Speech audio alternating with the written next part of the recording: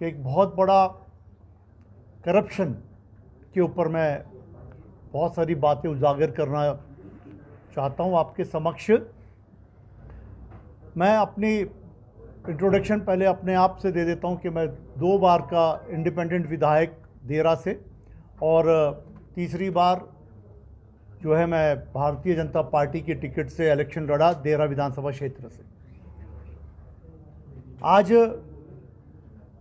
मुख्य विषय जो है हमारा यहाँ मिलने का कि इलेक्शन के दौरान किस तरह से धांधलियाँ हुई, किस तरह से करप्शन हुआ, किस तरह कांगड़ा कोऑपरेटिव बैंक जो है कोर करप्शन का सेंटर बना।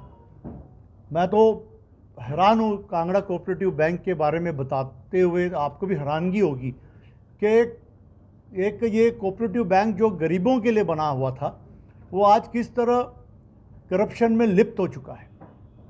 हमने जो है सारी जानकारियां आपको आज मैं जो ऑफिशियल डॉक्यूमेंट्स के साथ प्रोवाइड करूंगा।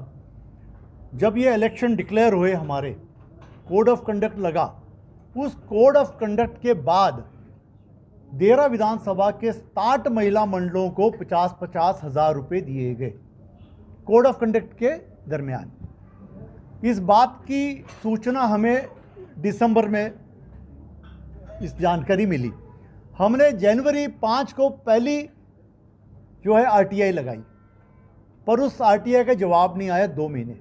फिर मार्च में हमने दोबारा आरटीआई लगाई तो हमें पीआईओ का जवाब मिला कि हम आपको सूचना नहीं दे सकते क्योंकि ये पर्सनल है।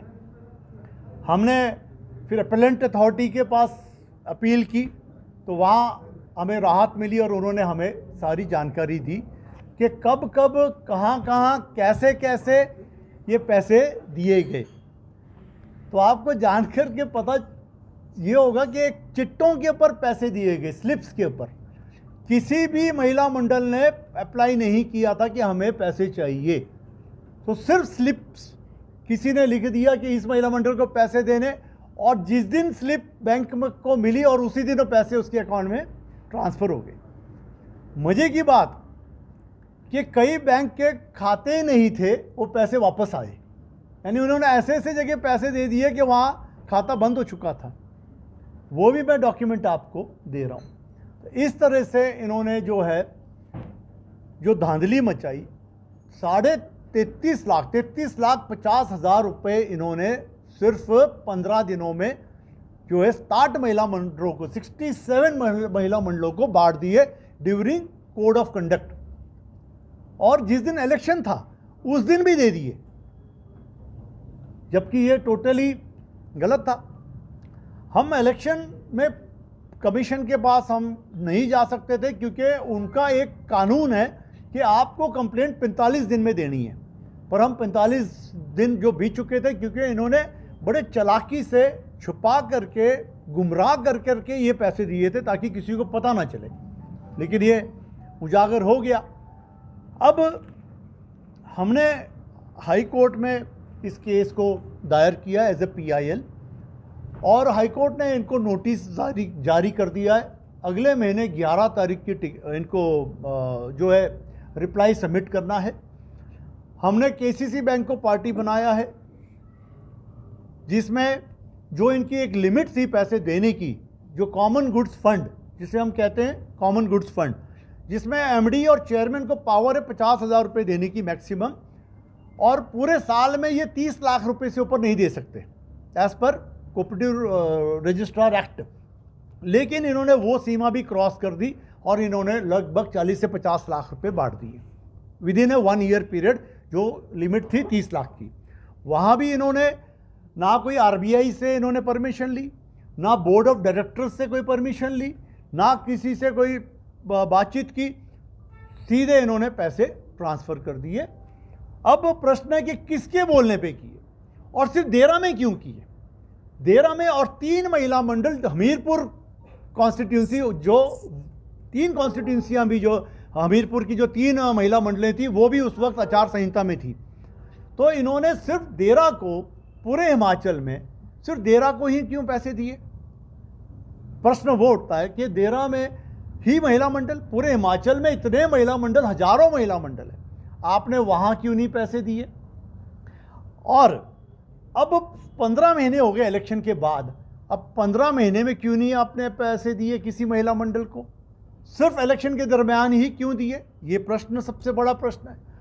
उन अधिकारियों पर किसका प्रेशर था, किसके बोलने पे उन्होंने पैसे दिए? ये सबसे बड़ा जो है जवाब हम जानना चाहते हैं। और ये जो है आपके आज प्रेस के माध्यम से जो है हम ये भी बताना चाहते हैं कि किस तरह केसीसी बैंक ने पैसे देने के बाद यूटिलाइजेशन सर्टिफिकेट तक नहीं लिया। आज 15 महीने हो गए, आपने पैसे किसके लिए दिया? जैसे आज बाकी इंफॉर्मेशन में है कि केसीसी ने किसी कूलर के लिए पैसे दिए, या किसी मेले के लिए दिए, या किसी पंखे के लिए दिए, लेकिन यहाँ पर किस बात के लिए दिए? ये सबसे बड़ा प्रश्न। इस प्रश्न को पिछले बजट सेशन में हमारे विधायक हमीरपुर के जो है आशीष शर्मा जी ने लगाया। ये प्रश्न उठाया कि आपने ये किस बेस पे ये पैसे दिए? तो जवाब में आया कि सूचना एकत्रित की जा रही है। सूचना नहीं दी, विधानसभा के पटल में सूचना नहीं रखी। फिर मानसून सेशन में ये प्रश्न लगाया, फिर सरकार ने कहा कि सूचना एकत्रित की जा रही है। लेकिन सबसे बड़ी बात कि मार्च महीने में हमने जब राज्यपाल को कंप्लेंट दी थी इस बारे में, तो केसीसी बैंक ने राज्यपाल को जवाब में लिखा कि हमने 5 मार्च को सूचना विधानसभा को दे दी थी। वो भी मैं आपको पेपर दे रहा हूं कि केसीसी बैंक कह रहा है राज्यपाल को कि हमने 5 मार्च को विधानसभा को सूचना दे दी है, और विधानसभा कह रहा है कि हम सूचना एकत्रित कर रहे हैं। एक विधानसभा हो गई, पूरी बजट सेशन, मानसून सेशन आया, उसमें भी कह रहे हैं कि हम सूचना एकत्रित कर रहे हैं। तो ये सरकार क्या छुपाना चाहती है? क्यों छुपाना चाहती है? क्या कारण है इस करप्शन को छुपाने का? क्यों नहीं उन कर्मचारियों के ऊपर कोई कार्रवाई की जा रही है जिन्होंने ये काम किया, जिन्होंने गरीबों का पैसा बिना बताए कोड ऑफ कंडक्ट में बांटा? क्या कारण है इसके पीछे? ये मुख्यमंत्री जी बताएं कि आप विधानसभा के पटल पे इसका जवाब क्यों नहीं रख रहे, जबकि ये आरटीआई में जवाब आ गया, राज्यपाल के पास जवाब चला गया, और बैंक कह रहा है कि हमने विधानसभा को जवाब दे दिया। फिर आप किससे डर रहे हो? आप क्यों डर रहे हो? आपको क्या बात सता रही है? ये बात जो है बहुत सीरियस है। इसके ऊपर जो है हमने मांग की है हाई कोर्ट से भी कि इसकी सीबीआई जांच होनी चाहिए। और जो केसीसी बैंक की और भी कई घटनाएं आपके समक्ष है। 2020 में भी उनका 8-10 करोड़ का घपला पॉली हाउस का ऊना का सामने आया, आज दिन तक उस पर कार्रवाई नहीं हुई। उन्होंने जो एमपी अपने कईयों के लोन माफ़ कर दिए, करोड़ों रुपए माफ़ कर दिए, वो भी आपके सामने है, वो एक घोटाला है। ऐसे कई घोटाले जो है केसीसी बैंक के ऊपर है। रिसेंटली नाबार्ड ने भी कह दिया कि केसीसी बैंक में सबसे ज़्यादा घपले जो है केसीसी बैंक में है, इसीलिए बोर्ड ऑफ डायरेक्टर्स को जो है रिज़ाइन करना पड़ा और उनको हटाना पड़ा। तो ये जो बैंक जो आज करप्शन में लुप्त है, इस पे आज भी सरकार कोई कार्य नहीं कर रही है, कोई कार्रवाई नहीं कर रही है, उन्हीं करप्ट अफसरों को जो है प्रमोशन दे रही है। तो इसीलिए आज मैं आपके समक्ष आया हूँ। और इसके बाद वेलफेयर डिपार्टमेंट के जरिए मेरे विधानसभा क्षेत्र में 1500 जो महिलाओं को, जो 1500 की जो इन्होंने गारंटी दी थी, 980 महिलाओं को पैसे मिले, 3 महीने की किस्तें मिली, वो भी आचार संहिता में मिली, वो भी कोड ऑफ कंडक्ट के समय इन्होंने चिन्हित 980 महिलाओं को इन्होंने 4,500 रुपये दिए। कब दिए? कोड ऑफ कंडक्ट में दिए, ठीक है, दिए, हमें कोई आपत्ति नहीं। लेकिन आज 15 महीने हो गए, उसके बाद क्यों नहीं दिए? प्रश्न ये उठता है कि आप अगर हर महीने या क्वार्टरली भी आप पैसे देते हैं तो इसको हम पॉलिसी मानते हैं कि ये पॉलिसी है सरकार की। पर जब आपने आज 16 महीने में आपने उनको पैसे नहीं दिए, ना इलेक्शन के पहले दिए ना इलेक्शन के बाद दिए, आपने पैसे दिए सिर्फ उन इलेक्शन कोड ऑफ कंडक्ट में दिए 4,590 महिला को दिए। एप्लीकेशनें कितनी थी? एप्लीकेशनें 12,500 थी देरा से। अब 12,500 महिला को आपने पैसे नहीं दिए, सिर्फ 980 महिलाओं को दिए, वो भी सिर्फ 3 महीने की किस्त दी।